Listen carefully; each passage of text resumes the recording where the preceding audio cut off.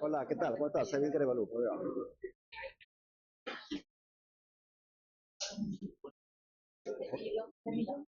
Aquí, ahorita les traigo.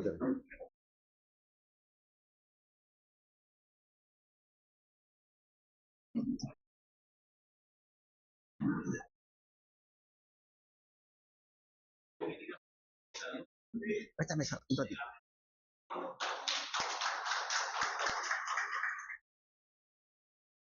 Ven acá ya, ahorita ya. Sí, atrásito.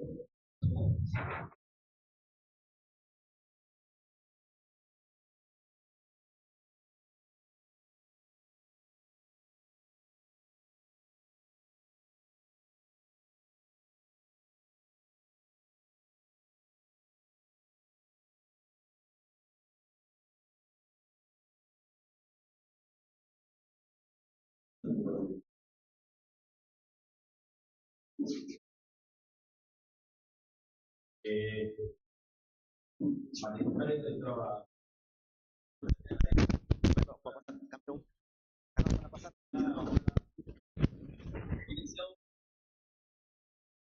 A favor de la privatización de hoy la convocatoria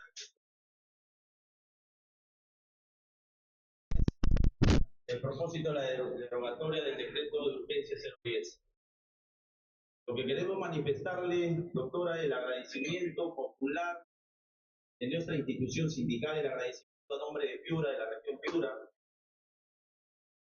y a todos ustedes, comunicarles qué es lo que se está haciendo ahorita en defensa de Petroperú. Se han interpuesto demandas de inconstitucionalidad, se está haciendo la acción popular, ya lo va a manifestar. Es salir nuevamente a las calles a defender nuestra empresa bandera del país. Es necesario comentar que hoy, nunca, nosotros como dirigentes, digamos nuevos, estamos en una línea de lucha para defender la soberanía energética del país. Es fundamental hacerle conocer a la población cuál es el rol que desempeña Petroperú. Mucho se ha tratado de minimizar, dañar la imagen de nuestra empresa a nivel de los medios de prensa sesgados que están en Lima. Pero hoy nosotros creemos vencidos que aún podemos rescatar congresistas que están en la línea de la lucha y la defensa de la nación. En ese sentido, compañeros, voy a darle la cordial bienvenida a la doctora Ruth Luque y cederle la palabra para que se pueda expresar a todos ustedes. Muchas gracias. Muy buenos días. Mi presencia se debe a un respaldo público que llevamos desde Lima. Además, explicarle a la ciudadanía que hoy estamos en un contexto en el cual el gobierno del señor Gerí pretende utilizar las cuestiones que tiene, llevar a una empresa estatal y sumergirla en un proceso de privatización, sin un mayor esclarecimiento público de lo que significa las condiciones y lo que esto impactaría además en la economía de todo el país. La privatización de Petroperú, hay que recordarlo, tiene como base el manejo de un recurso estratégico, un recurso que en cualquier otro país del mundo, en América Latina, no tendría por qué tener una privatización encubierta o una especie de repartija al estilo fujimorista, como seguramente muchos peruanos y peruanas lo recordaremos, cómo han nacido y se han rematado bienes estatales. Entonces, lo que en este momento está sucediendo con el decreto de urgencia, que precisamente pretende a fines de este mes, que falta poco, poner en vigencia, es precisamente avanzar en ese proceso de privatización que quiero señalar de manera pública, no viene de ahora. Siempre han habido pretensiones políticas y decisiones para hacer este proceso que hoy se está convalidando con el gobierno Gerí. Y casualmente se hace en una transición sin ningún nivel de control de parte del Parlamento, porque ni siquiera en la Comisión de Energía y Minas, de la cual soy titular y a la cual se han citado a los dos ministros, han acudido para responder y explicar públicamente la situación de esta empresa y más bien ir a medios de comunicación nacional y montar una historia en la cual se señala que esta es una empresa a la que prácticamente los peruanos le estamos pagando, lo cual es una mentira. Hay que señalar además que, según se tiene información, esta privatización encubierta costaría solo en términos de consultorías un poco más de 130 millones de soles. Y la ministra de Economía y Finanzas ha empezado a soltar cifras sobre dinero que han sido entregados a Petroperú sin detallar los rubros, los gastos que esto va a demandar. Por esa situación es que estamos en contra de este decreto de urgencia y por esa razón es que estamos respaldando a la coalición de sindicatos, porque no vamos a permitir que una empresa que maneja un recurso estratégico, una empresa a la que además deberíamos fortalecer todos los peruanos, quede en manos privadas y se haga de manera oscura como hoy se pretende hacer.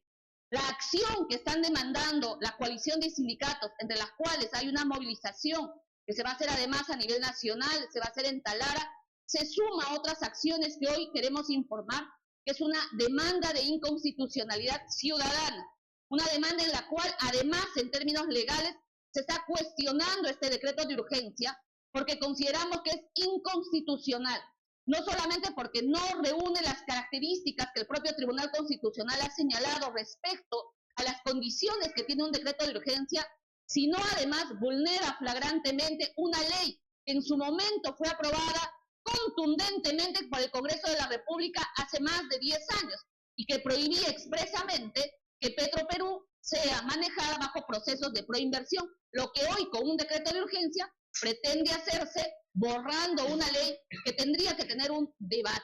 Una cosa que hemos exigido además es que si el gobierno de Gerí tenía estas pretensiones, lo que correspondía era una iniciativa legislativa para que de esa manera podamos debatir públicamente las condiciones y los trabajadores también puedan saber cuál va a ser su situación, porque hoy con este decreto de urgencia tampoco sabemos cuál va a ser la situación para muchos sectores, ¿no es cierto?, no solo que laboran en Petroperú, sino además que no tienen respuesta.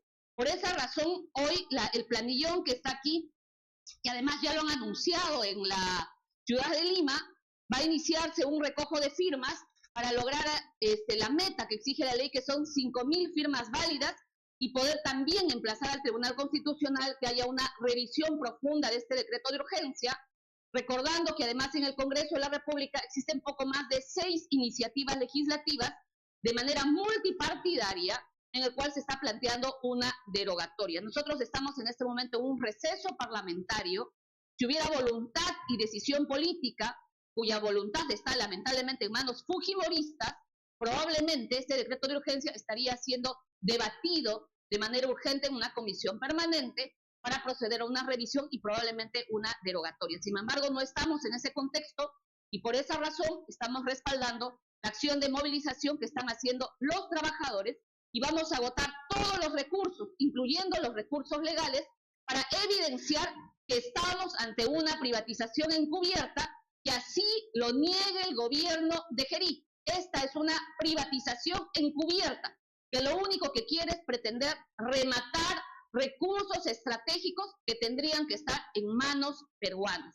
Así que eso es lo que quiero mencionar y podemos responder más detalles y también seguramente los representantes de los sindicatos. Muchas gracias. Una pequeña presentación para que vean. Compañeros, vamos a hacer una pequeña presentación. La rueda de prensa. ¿De una vez? Adelante. Gracias.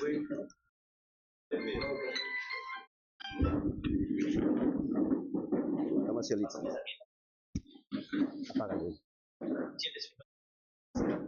Sí. Gracias, estimados, estimados amigos, colegas. En efecto, lo que ha dicho la congresista es importante, la privatización que fue de Petroperú en su momento, el daño que le hizo a la economía del país. Estas son cifras nuevas que las hemos actualizado, que es un escándalo en realidad. Miren ustedes lo que le ha perdido el país. Vamos, cielo. esta fue la privatización de Petroperú, ¿sí? Y esto no ingresó absolutamente nada al Estado peruano. No ingresó ningún dinero a Petroperú. Todo se lo llevó Alberto Fujimori y Montesinos. 1.300 millones de dólares. Dentro de ellos es justamente el tema que traigo a colación, es la refinería La Pampilla. ¿Cuánto costó? 180 millones de dólares. Pero miren ustedes, de 180 millones, ¿cuánto factura esta empresa ese mismo año? A La Pampilla, ¿no? Este es el presupuesto de la República, es La Pampilla, ahí está, 180 millones. ¿Vamos? ¿Sigue? Acá está. Estos son los ingresos de Petroperú, solamente de Petroperú, y esta es la perita, pues, ¿no es cierto?, que quiere los grupos privados. Petroperú ha facturado en los últimos años 272.000 millones de soles, solamente como Petroperú. Y en sus momentos más buenos de la empresa, factura 16.000, llegaba a 21.000 millones. Es decir, que es un dinero que ingresa a la empresa. Pero si le adicionamos a lo que fue la refinería La Pampilla, siguiente por favor, ahí está, esta es la refinería La Pampilla. ¿Cuánto les dije que nos dieron? 180 millones. Miren ustedes, el primer año recuperó toda la plata y mira cuánto llegó a facturar hasta el momento. 236.000 millones. Si acumulamos esto, estamos hablando que Petroperú dejó de percibir este dinero. ¿Por cuánto están que cuestionan a Petroperú? Por 5.000 millones de dólares. Pero esto es una realidad. O sea, nadie puede decir lo contrario. Lo que pasa es que los medios de comunicación en Lima esta información no la pasan. No pueden, los dirigentes no pueden sostener estas cifras en Lima porque no les dan cabida en realidad. Siguiente, por favor. Ahí está. Presupuesto de la República. ¿Cuánto fue el presupuesto de la República en el año 2010? 81.000 millones. ¿Cuánto ha facturado entre Petroperú y Repsol? 509.000 millones entre las dos. Estamos hablando de 5 presupuestos de la República. O sea, de los ingresos del Estado peruano para todas sus actividades. Siguiente, por favor. Igual pasamos al año 2011, 88.000 el presupuesto. Igual, 5 veces el presupuesto de la República. Siguiente. 2012, 108.000, igual, 5 presupuestos, ¿sí? Y esto lo hemos llevado al 2024. ¿Cuánto es el presupuesto de la República en el año 2024? 240.000 millones. ¿Y cuánto ha facturado Repsol y Petroperú? 509.000 millones, es decir, 2 presupuestos y medio. Y entonces, eso es lo que hemos perdido los peruanos. ¿Pero alguien dice algo? No. Lo que ha dicho la congresista Geri quiere ir por la torta de Petroperú. Es decir, lo que factura Petroperú. Un promedio de 20.000 millones al año es un montón. Con la nueva refinería va a procesar 30.000 millones de soles. Y está, 509.000 millones, Repsol 236 y Petroperú 272.000. ¿Sí? El presupuesto de la República, y a todos ellos rebasa en realidad los ingresos que ha tenido Petroperú. Bien, ahí tenemos. La industria del petróleo es estratégica, claro que sí. ¿Es donde hay más ganancias? Claro que sí. Y eso no lo quieren entender los brutos de la derecha y achorada. De manera que si vuelve Petroperú a tener la refinería, que debe volver nuevamente la refinería de La Pampilla a Petroperú, volvían 15.000 millones adicionales a lo que factura Petroperú. Es decir, facturarían cerca de 40.000 millones de soles. ¿Necesitamos los peruanos eso? Claro que sí. Toda esta ganancia de Repsol de España se va justamente allá, a España. Bien, quería dejar justamente este tema porque esto no lo hemos puesto en evidencia, está actualizada la cifra, ya saben periodistas, para que ustedes puedan tener un poco de insumos, y ahora sí dejamos para que ustedes puedan hacer las preguntas a la congresista respecto al tema que estamos ahorita en este momento trabajando. Sí.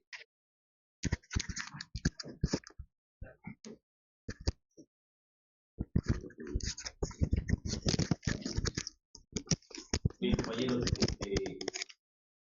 como ya lo mencionaba la congresista, estamos haciendo un acciones legales a nivel nacional, hablando con diferentes gremios de la CGTP, de transportes, rondas campesinas, minería, y esto se va a hacer un efecto nacional. Nuestra propuesta el día de hoy en esta conferencia de prensa es comunicar que en las próximas fechas se viene el paro nacional, paro de motores a nivel nacional, y eso es lo que se está gestionando. A esto es lo que nos está empujando este gobierno traidor. El día de ayer, habiendo tenido ya una reunión programada, una semana del presidente de la República, lo que ha hecho es no participar de ella, evidenciando que prácticamente no pueden sostener la mentira de la que vienen haciendo en los medios de comunicación pagados por los grupos de poder. Ayer hemos llevado, la coalición nacional ha llevado el equipo técnico para discutir frente a frente con el Ministerio de Energía y Minas y con el MEF, para que el presidente pueda escuchar la exposición de ambos y en función a ello se pueda tomar conclusiones y decisiones reales. No podemos tomar decisiones en función a mentiras. Una ministra que habla de sueldos dorados, de planillas doradas, que le cuesta al Estado. Señores, vuelvo a repetir por enésima vez, a nosotros no. Petroperú se ha manejado toda esta vida institucional con capitales privados. El Estado nunca ha sido partícipe del presupuesto de Petroperú. Ustedes vean y busquen, pidan y saquen nuestra congresista que da la certificación de ello. Petroperú no está inmerso, no está incluido en el presupuesto anual de la República. Petroperú maneja su propio presupuesto. Entonces es totalmente falso lo que habla esta ministra. Imprudente, incoherente e irresponsable, daña la imagen de una empresa sabiendo que nosotros tenemos créditos en el exterior y que por culpa de estas malas declaraciones, tanto del ministro, de la ministra y del mismo premier, han generado la baja calificación de Petroperú y el daño a la imagen. Y más aún exponen al trabajador en estos tiempos de inseguridad a que seamos pasibles de extorsión. Entonces, nuevamente, nosotros el rechazo enérgico, categórico, es que nosotros no percibimos un sueldo del Estado. Si bien la empresa es del Estado de todos los peruanos, pero a nosotros no nos pagan con fondo del Estado. Eso lo ratificamos y enfatizamos a esta ministra que logre demostrar con documentos fácticos, fundamentados, que nos logre demostrar a nosotros que a nosotros nos paga el Estado o que el Estado le da plata a Petroperú. El Estado le debe a Petroperú el IGB de la Selva, le debe el Fondo de Estabilización, le debe las Fuerzas Armadas. Todo el crédito fiscal que genera Petroperú anualmente, el Estado no lo devuelve, así como si se lo devuelve a Repsol. Y esas son incoherencias y inconsistencias que el gobierno no lo dice. Porque el mismo gobierno ha llevado a una crisis a Petroperú, ahogándola financieramente. Yo no quiero ahondar más en el tema, compañeros. Dejo a ustedes a consideración para que puedan hacer las consultas y las preguntas que tengan a nuestra congresista. Gracias.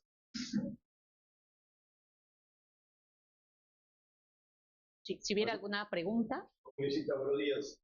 ¿Qué debe pasar en el país para que este receso se pueda? Sí, en el receso parlamentario necesitamos que haya un pleno extraordinario y para eso se requiere 78 firmas. Tampoco, ustedes saben que a mérito de las reuniones clandestinas del señor Kerí con empresarios chinos, tampoco logramos tener una sesión extraordinaria. En este momento tenemos alrededor de 52 firmas. Así que eso hace imposible que podamos tener pues una sesión. Ahora, una comisión permanente, por supuesto, se podría convocar. Eso es una decisión exclusiva que recae en manos del fujimorismo, quienes controlan la mesa directiva. Pero quiero adicionar algo a que ha mencionado el dirigente de la coalición sindical, para que la población entienda cuál es nuestra preocupación sobre esta decisión encubierta de privatizar Petroperú. Actualmente, Petroperú, que es una empresa estatal, tiene un aproximado de 26% en el mercado nacional.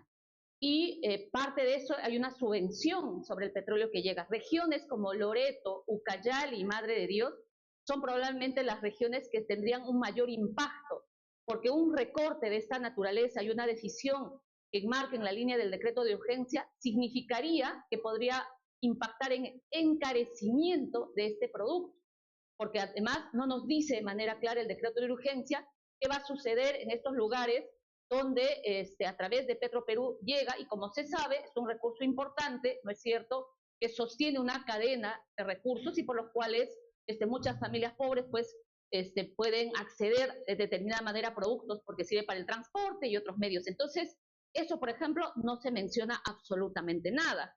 Y creo que esa es una preocupación real y lo han dicho varios especialistas, que si no se toman las medidas adecuadas, lo que podemos generar y lo que va a generarse en los siguientes días es un problema de encarecimiento. Y esa va a ser una responsabilidad del señor Gerí, y el gobierno de Gerí tampoco ha explicado cómo pretenden superar este problema central de posible encarecimiento como consecuencia de la implementación de este decreto de urgencia. Es innegable que muchos elecciones son más. Sí, yo quiero señalar que mi posición política se mantiene en una defensa firme de los recursos estratégicos. He sido yo presidente de la Comisión de Pueblos Andinos, Ambiente y Ecología. No es la primera vez que estoy aquí en Piura, he estado en Talar, en otros lugares, con organizaciones de pescadores y otros sectores, y de hecho aquí en Piura también hemos denunciado el tema del agua, ¿no es cierto? Entonces, mi posición política se mantiene firme y más bien exhorto a las otras bancadas y los partidos políticos que tengan una posición clara sobre la situación de Petroperú.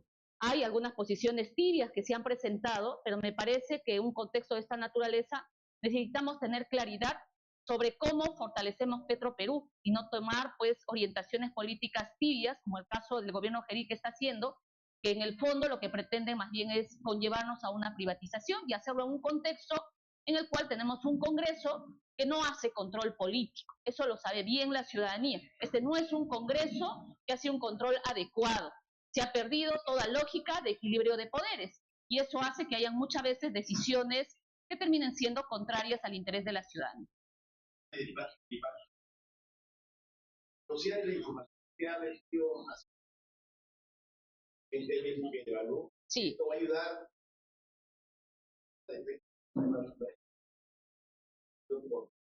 Sí, mire, una de las cosas que yo quiero además señalar es que el gobierno ha cometido un error grave con el tema del decreto de urgencia, porque creo que quienes conocen más de fondo lo que está sucediendo al interior son los trabajadores, son los representantes aquí de sindicatos. Incluso han tenido fórmulas y han tenido propuestas en los diálogos que han tenido de distinta manera para plantearle al Estado algunas propuestas y salidas, cosa que el gobierno no ha hecho. Y la ministra de Economía y Finanzas tampoco ha señalado de manera clara, digamos, a través de las entrevistas que ha dado, estas presuntas recursos que se ha dado a Petroperú. Ella ha soltado una cifra, pero no ha detallado, ¿no es cierto?, los rubros, las razones. Por esa razón, sobre estas declaraciones, incluso que la ministra de Economía y Finanzas ha dado, estamos ingresando un pedido de información para que nos presente de manera pública y transparente cuál es el detalle, porque ella ha dado una cifra supuestamente que desde el 2021 se entrega a Petroperú, pero no ha dicho, digamos, cuáles son los rubros, tampoco ha dicho de manera pública cuánto se le debe a Petroperú, porque a Petroperú se le adeuda, ¿no, compañeros? Hay una deuda constante que se le debe a Petroperú y le deben los propios sectores. Hay un poco más de 50 millones de soles que se le debe a Petroperú. Entonces, ¿por qué no se le paga a Petroperú? ¿Por qué no se plantean más bien medidas para fortalecer? Pero si quieren llevarnos a una lógica de decreto de urgencia y quieren rememorar tiempos fujimoristas, ¿no es cierto?, pensando que hoy la ciudadanía no está informada, y la ciudadanía está informada, hay trabajadores que tienen información del manejo, y lo que estamos exigiendo, además, en medio de este contexto, es que haya transparencia. Si no fuera por la prensa que ha evidenciado las reuniones clandestinas del señor Gerí con empresas chinas, probablemente no tendríamos a muchas bancadas, ¿no es cierto?, que fueron las que sostuvieron a Dina Boluarte, hoy exigiéndole cuentas al gobierno de Gerí. Y por esa situación, con mayor razón, le exigimos cuentas, pues, sobre temas de Petroperú. Una decisión de esta naturaleza no puede hacerse en un papel firmado y decir que esto se va a implementar. Lo mínimo que requerimos los peruanos es transparencia, es claridad. Y hasta ahora, lo único que ha dicho la ministra de Economía es soltar cifras y prácticamente dar a entender que esta es una empresa a la cual los peruanos le estamos sosteniendo. Pero no ha habido ningún funcionario del gobierno ejerí, ni ningún funcionario que le pueda decir públicamente a los peruanos que esta una empresa está en bancarrota. ¿Y saben por qué no lo van a decir? Porque no está en bancarrota. ¿O no, hermanos? No está en bancarrota.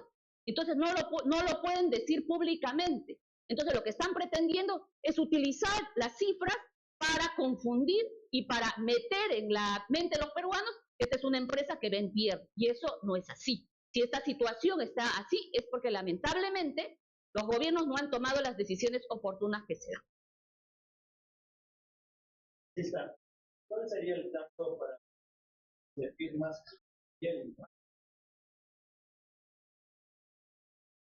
Sí, a ver, el decreto de urgencia, según lo dispuesto, debería entrar en marcha el 30 de este mes, ¿no? Eso está establecido. La coalición de sindicatos y las distintas organizaciones han planteado varias acciones. Una de las acciones es la derogatoria del decreto de urgencia, lo cual se ha presentado más de 6 iniciativas legislativas, que estamos insistiendo que en una comisión permanente se aborde este tema, y si no, ni bien culminado el receso parlamentario, tendrá que ser uno de los primeros temas al cual vamos a insistir. Ese es uno de los caminos. El segundo camino que se está tomando y que es legítimo que las organizaciones sociales hagan es el derecho a la protesta. Yo le agradezco su pregunta, porque en el país debemos recuperar y garantizar que por protestar y por ejercer la libertad de expresión no se te criminalice ni se te asesine. Porque parece ser que algunos políticos creen que el protestar es sinónimo de terrorismo o comunismo. Y no, la libertad de expresión y la libertad de movilización y de protesta también es una manera de exigir y evidenciar un problema. Y por eso es que los hermanos han anunciado una marcha nacional que vamos a defender y que por supuesto vamos a garantizar que sus derechos no sean conculcados. Y la tercera medida es esta acción legal, ¿no es cierto?, que es una demanda de inconstitucionalidad ciudadana que exige la norma 5.000 firmas válidas, cuyo inicio de recurso de firmas ha iniciado. Lo que se está planteando vía esta demanda, una vez recogida las 5.000 firmas y sea verificada, es solicitar al Tribunal Constitucional que haga una revisión del decreto de urgencia y, por supuesto, entrar en el debate jurídico para demostrar que este es un decreto de urgencia que está vulnerando flagrantemente una ley cuyo camino no tenía que ser derogado vía un decreto de urgencia, y tampoco, digamos, bajo las propias características que el Tribunal Constitucional ha establecido sobre medidas de esta naturaleza en empresas públicas. Entonces, son 3 caminos los que se han planteado. ¿Qué sucede si, terminado el receso parlamentario, que acaba el 15 de marzo, no es cierto, entramos en un debate del decreto de urgencia y logramos el decreto de urgencia, logramos la derogatoria del decreto de urgencia? Ese va a ser un triunfo, probablemente de la coalición sindical. Ellos están conversando con distintas bancadas. La demanda de inconstitucionalidad seguirá, continuará su camino, porque creo que es importante que ninguna autoridad, especialmente quien está a cargo del Ejecutivo, emita normas que vulneren flagrantemente la ley y sus atribuciones estén enmarcadas. Eso es lo que pretendemos también con esta demanda, y sobre eso se establecerán las responsabilidades políticas y constitucionales que correspondan sobre el gobierno del señor G. Presidenta Luque, mi nombre es Antonio Navarro, soy el presidente del Frente. Preguntarle, usted es el natural de Puno, la cuestionan mucho a usted, que ha sido bastante cuestionada, que usted firmó la vacancia con el presidente Pedro Castillo, que hoy por hoy viene a levantar un estandarte sobre privatización de Petroperú. Creo que es importante que usted debe saber, debe responder respecto de Puno, la cuestión es mucho. Usted no ha hecho casi nada por Puno. Yo por hoy está acá en la tierra del general Juan Velasco Alvarado. Nosotros nos sentimos bastante preocupados. Seguramente quiere jalar votos, vienen las elecciones, si vienen las elecciones se avecinan, si quiere jalar votos por él. ¿Qué no responde con respecto a eso? ¿Por qué firmó la vacancia contra el presidente Pedro Castillo si no hay ninguna prueba fehaciente que lo mantenga preso hasta el día de hoy? Eso lo dicen muchos abogados internacionales que exigen la liberación del presidente Pedro Castillo, y por hoy están y simplemente cuidar por eso. Sí, yo le agradezco la pregunta. No es materia de la conferencia, pero no soy congresista de Puno. Yo soy congresista de Cusco, hermano, soy congresista de Cusco. Tengo un poco más de 138 iniciativas legislativas presentadas, alrededor de 30 iniciativas, 30 leyes aprobadas, muy vinculadas a los temas de ambiente y pueblos indígenas.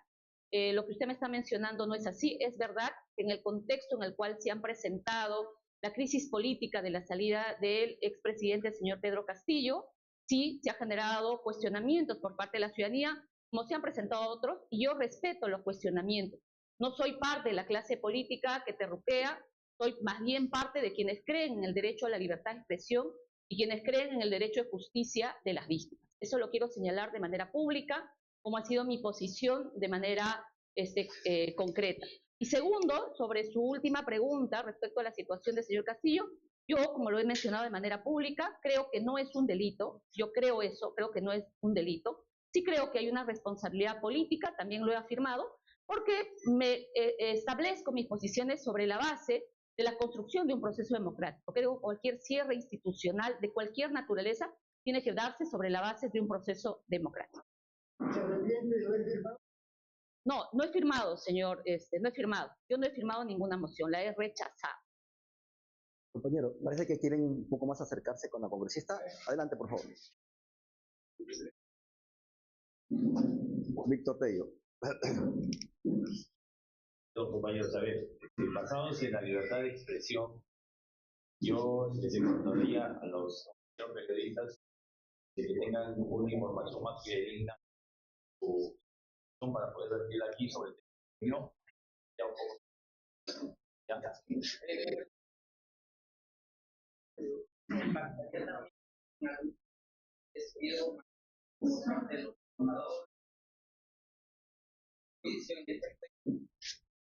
Sí, mire, justo en la demanda de inconstitucionalidad que se ha trabajado, uno de los ejes que se está planteando es la posible afectación a los derechos laborales de los trabajadores. El decreto de urgencia, si bien establece de manera general algunas medidas y habla de manera muy general sobre compensaciones, no establece la situación real de hoy los trabajadores en general.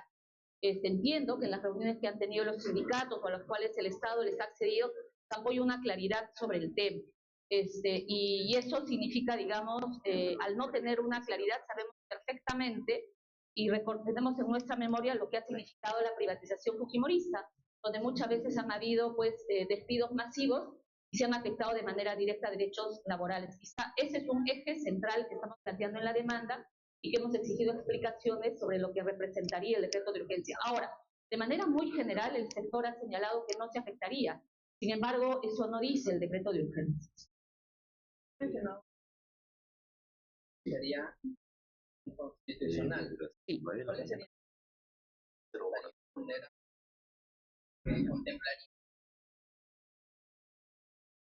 Sí, de acuerdo. Mire, nosotros a nivel del Tribunal Constitucional existen varias sentencias sobre los parámetros que debe contener un decreto de urgencia. Entre uno de estos parámetros se establece que un decreto de urgencia, para emitirse, tiene que ser absolutamente necesario y establecer cuáles son las condiciones para las cuales se emite este decreto, porque el decreto de urgencia es una facultad que se da para una situación de emergencia, que es inevitable que la situación se sostenga. Entonces, si uno revisa el decreto de urgencia que se ha dado para este tema, no se especifica, no hay mayores detalles, porque hay una ley que se aprobó hace un poco más de 12 años por el Congreso de la República, en los cuales se aprobó incluso con casi 78 votos, en el cual se estableció una ley que protegía a Petroperú y en el cual se estableció que Petroperú no sea afectado bajo procedimientos de proinversión y se ratificó su carácter estratégico y el interés que tenía para el país. Eso de manera concreta. Entonces, lo que se hace con este decreto de urgencia es eliminar precisamente un artículo que establece esta ley, que estoy mencionando que fue debatida, que fue además aprobada mayoritariamente por el Congreso y luego publicado, y luego, ahora con este decreto de urgencia, se elimina, pero no se establece cuál es el carácter de urgencia necesario que amerita una medida de esta naturaleza, en el cual además se establecen algunas pautas, digamos, para iniciar este proceso de privatización encubierta. Y como lo he mencionado, se ha señalado que esto significaría un poco más de 160 millones de soles. que se va a contratar para iniciar este proceso.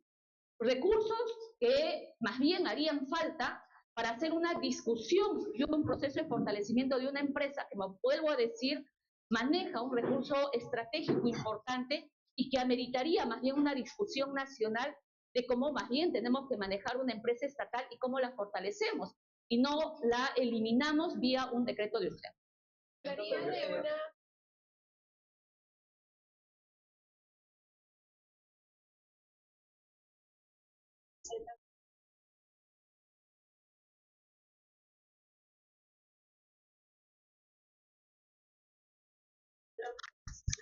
Sí, sí, para nosotros es una privatización encubierta, seguro los dirigentes podrán detallar más, pero para mí en términos políticos es una privatización encubierta. El gobierno se ha cuidado mucho, evidentemente, de no decir esta palabra, pero si uno revisa el decreto de urgencia y cuando se habla de venta de activos y un conjunto de medidas económicas que se va a dar, en el fondo es una privatización, ¿no es cierto? Y esto está alejado de un nivel de debate. O sea, esto a mí particularmente me recuerda a los tiempos fujimoristas, donde se han rematado nuestras empresas, se han rematado a costos bajísimos, fuera del escrutinio público y aprovechando el contexto político. Y hoy hay un aprovechamiento del contexto, proceso parlamentario, no hay control político de la mayoría parlamentaria, un presidente que ha decidido hacer show, digamos, a través de sus redes sociales, sin afrontar lo principal que se le ha encargado que la delincuencia. Y políticamente, digamos, ¿cuál es el rol de un presidente interino y en transición? Sus decisiones políticas no estaban orientadas a que desaparezca Petroperú. Su principal labor era enfrentar la delincuencia, la extorsión, que por cierto, esta es una de las regiones donde tenemos también altas cifras en las cuales la vida no vale nada, producto del sicariato. Entonces, ese es parte, digamos, del emplazamiento político que hemos venido haciendo al gobierno. A ver.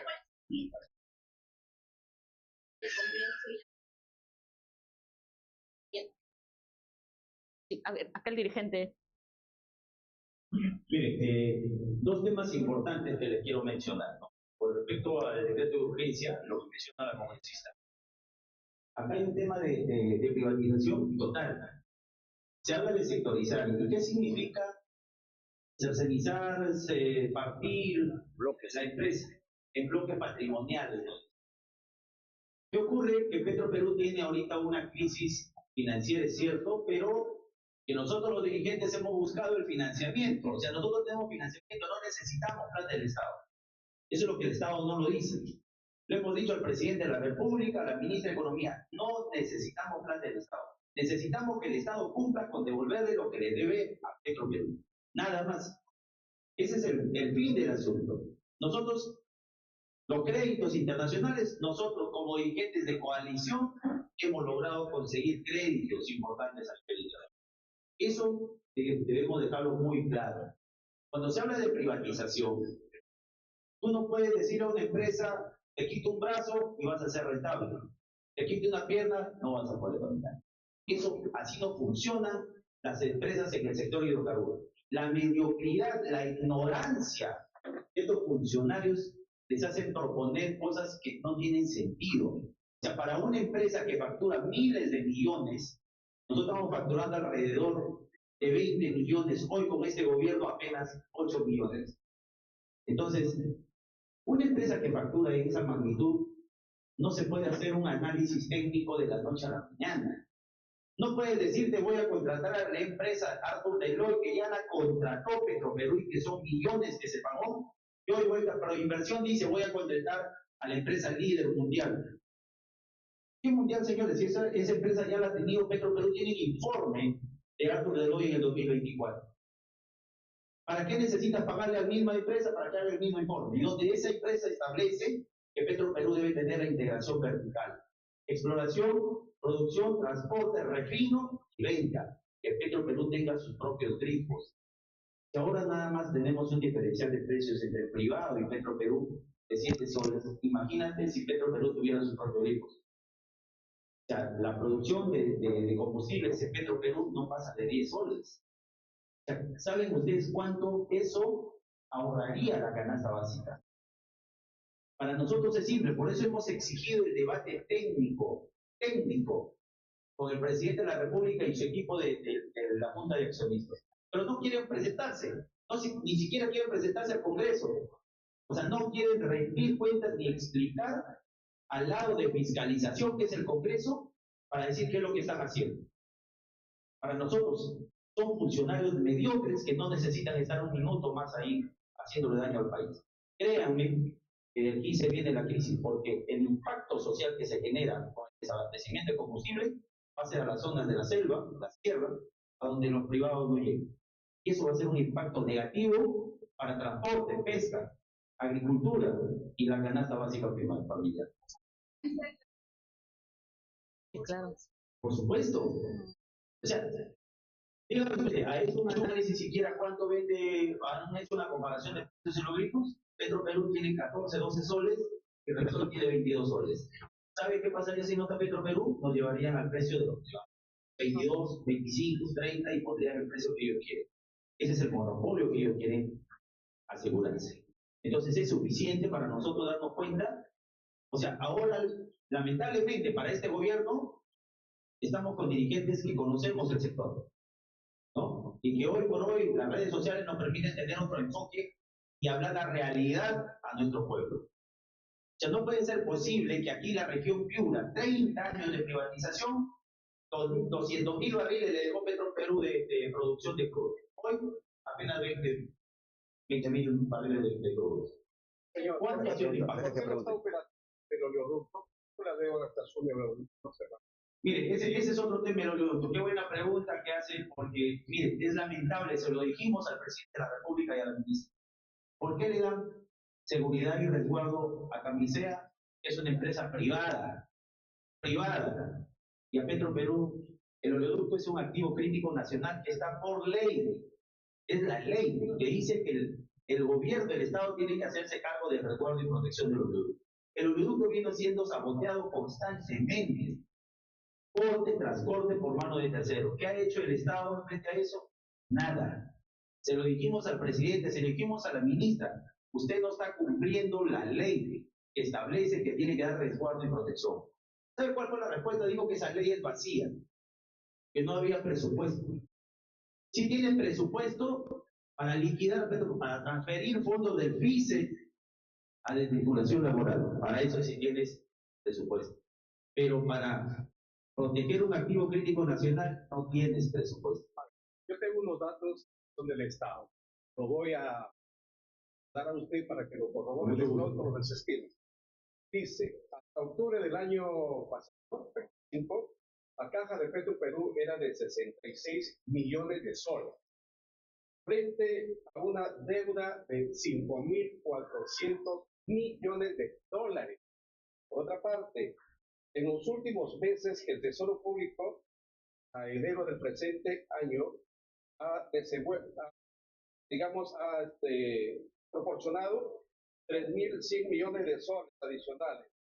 Y para evitar la quiebra, el Estado ha inyectado 5.000 millones de dólares. ¿Cómo interpreta usted estas cifras oficiales que son del MEP? Son oficiales, Claro. Exacto. Pero ella tiene que explicar en qué contexto ha hecho inyección de capital, salvataje, garantía, préstamo. ¿Cuál es la realidad?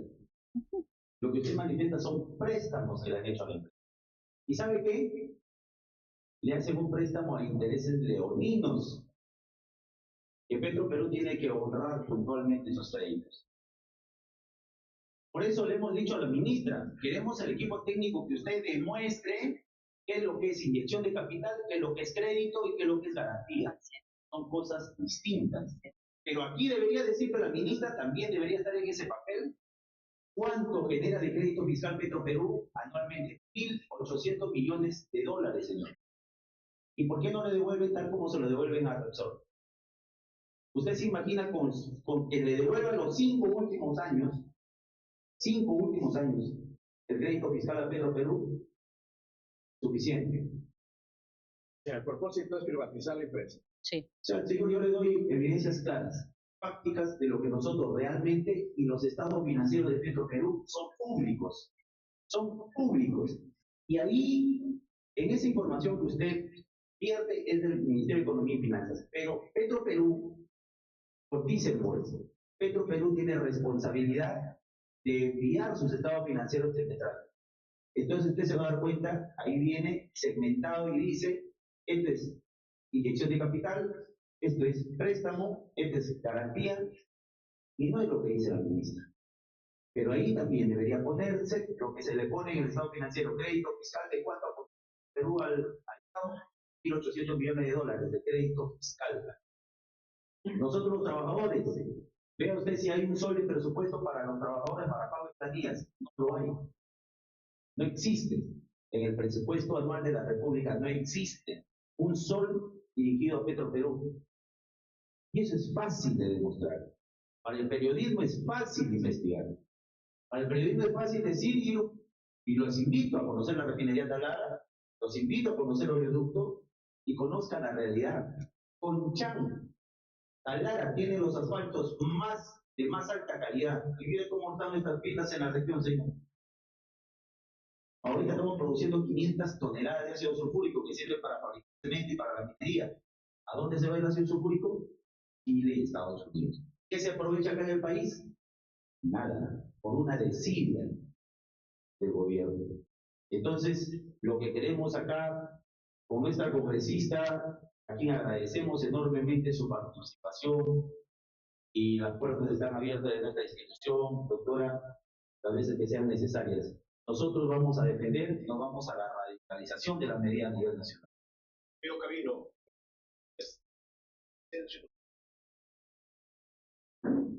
la defensa es una sola.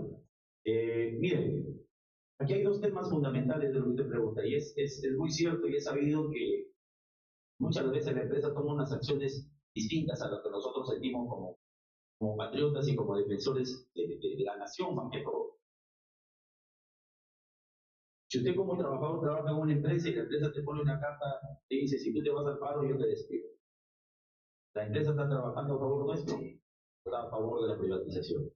La administración. Entonces, eso es una realidad de Petroperú. Si hoy usted ve, nosotros no gozamos de viáticos. Las licencias son limitadas. Tú le pides licencia a un dirigente y le dicen no hay por necesidad operativa. Pero el decreto de urgencia dice que sobra personal.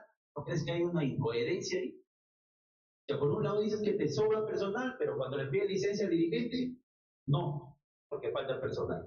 ¿Qué pasaría si lo declara insolvente al Estado? Como también es otra alternativa, otra opción del Estado. Bien, la respuesta es simple. Vuelvo a repetir lo mismo. Nosotros ya conseguimos el crédito internacional. No necesitamos del Estado. Eso quede bien claro. No necesitamos del Estado. Nosotros necesitamos trabajar con gobernanza y autonomía.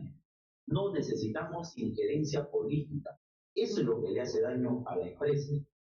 La empresa no puede ser que en 4 meses hayas cambiado más de 4 presidente de directorio, 4 gerencias. O sea, las gerencias se cambian, hoy está en una gestión, al día siguiente ya no está. O sea, eso no es estabilidad para ninguna empresa en el mundo.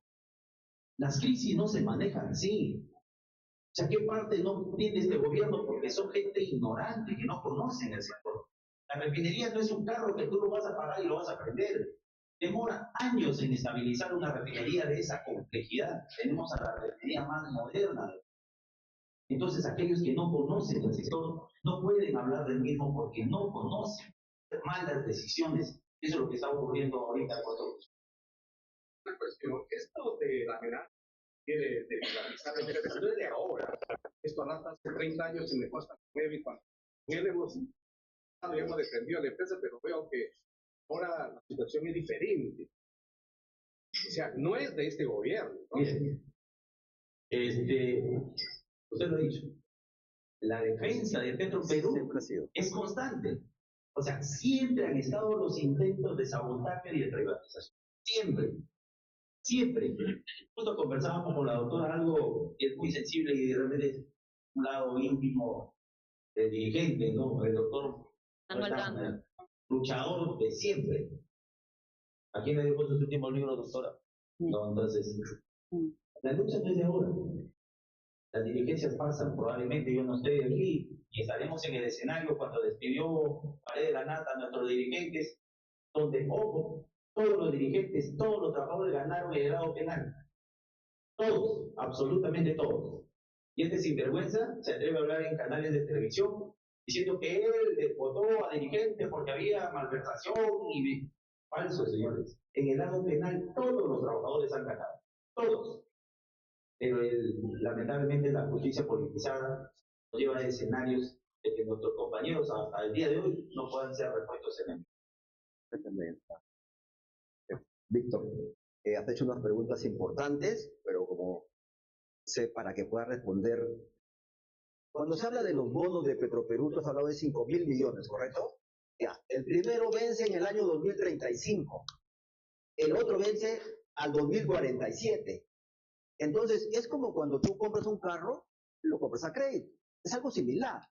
Entonces, pero aquí el fondo, Víctor, tú mismo lo has dicho, en el caso del oleoducto norcoreano, tú lo conoces, hemos ido por allá cuando han habido roturas, y la situación es simple.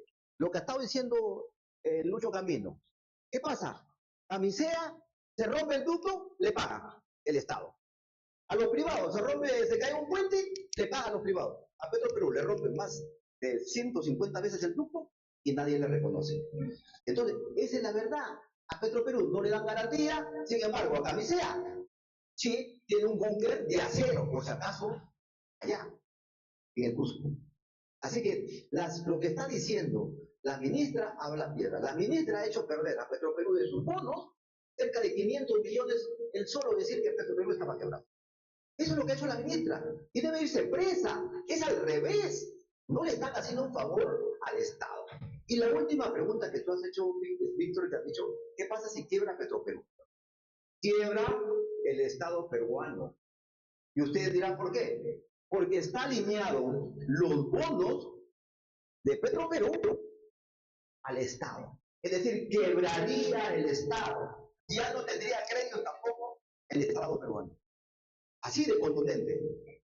Por eso entonces este decreto es una mentira a privatizar. Y yo voy a ser claro como siempre.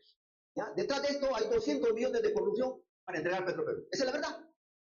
200 millones. O sea, lo que está saliendo de Gerín no es ahorita algo nuevo para nosotros.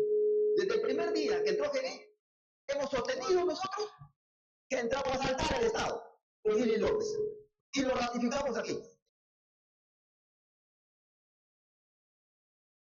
Muy bien. Listo, creo que hemos terminado. Bueno, compañeros, si no hay otra pregunta más, estamos por terminar esta conferencia agradeciéndoles de antemano a todos ustedes y esperando que ese efecto multiplicador sea, digamos, de una manera objetiva hacia la población para que quiera participar. Compañeros, ya como lo mencionó la doctora, estamos ahorita invocando a las firmas, a la recolección de firmas para la revocatoria del decreto de urgencia.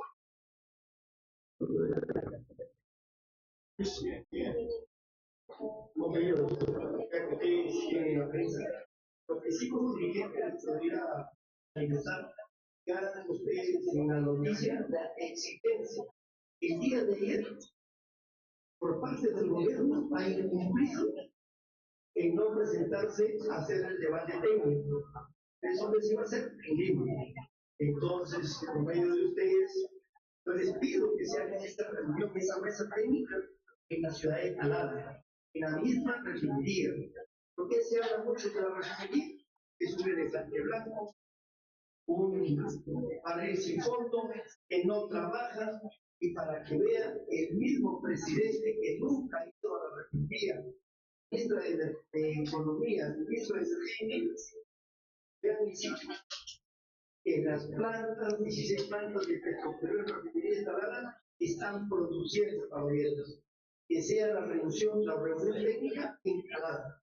Eso es lo que yo les pido ahí al gobierno, a ver si participe y si se va a aclarar el proyecto. Eso es todo. Es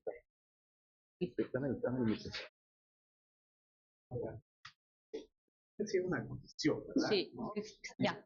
La comisión Sí, a ver, yo presido la Comisión de Pueblos Andinos el 23 y 24. Y recuérdense que en ese contexto yo vine aquí a Piura por el tema de los derrames y el tema de la defensa de la ley de 5 millas, que quería derogarse. Yo ya no presido la comisión, sin embargo, sí solicitamos en la Comisión de Energía y Minas que se cite a los ministros, que no han acudido.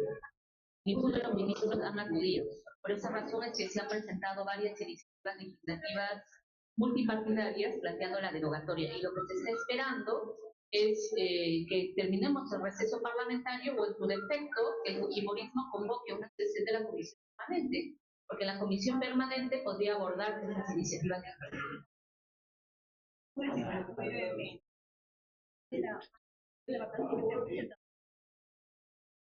Respecto, considera que mandar algunos públicamente.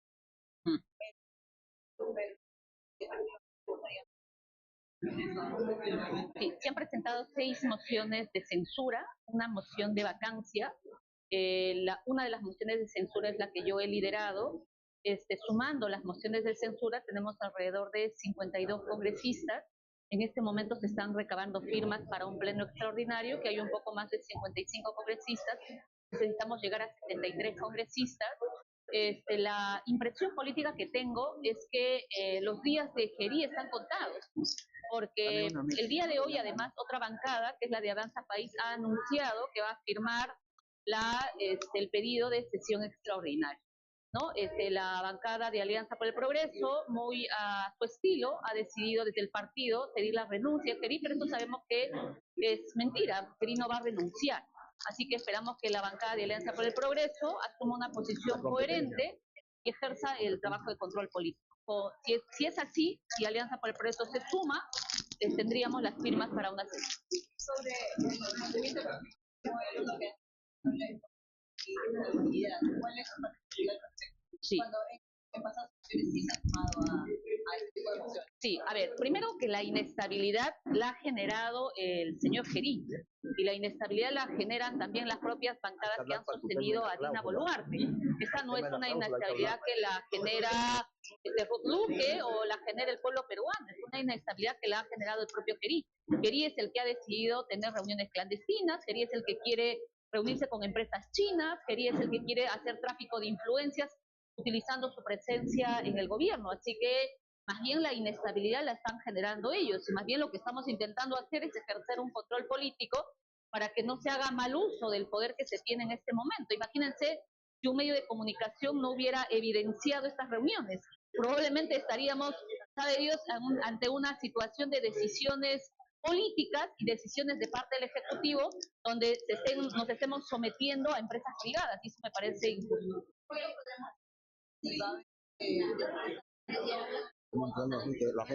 A ver, entiendo que estos días se van a sumar más congresistas.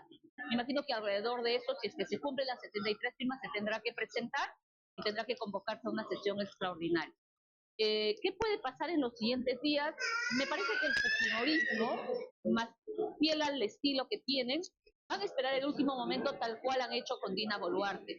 Esta es una mayoría parlamentaria, hay que decirlo, autoritaria. ¿No es cierto? Que siempre han tenido en el poder a personajes que puedan manejar. Me queda clarísimo que probablemente si se deciden darle la estocada final a Gerí, pondrán también a uno similar. Así que lo que le hemos exigido de manera pública, y por lo menos yo lo hago, porque soy una minoría política, es que de ese sector mayoritario político que hoy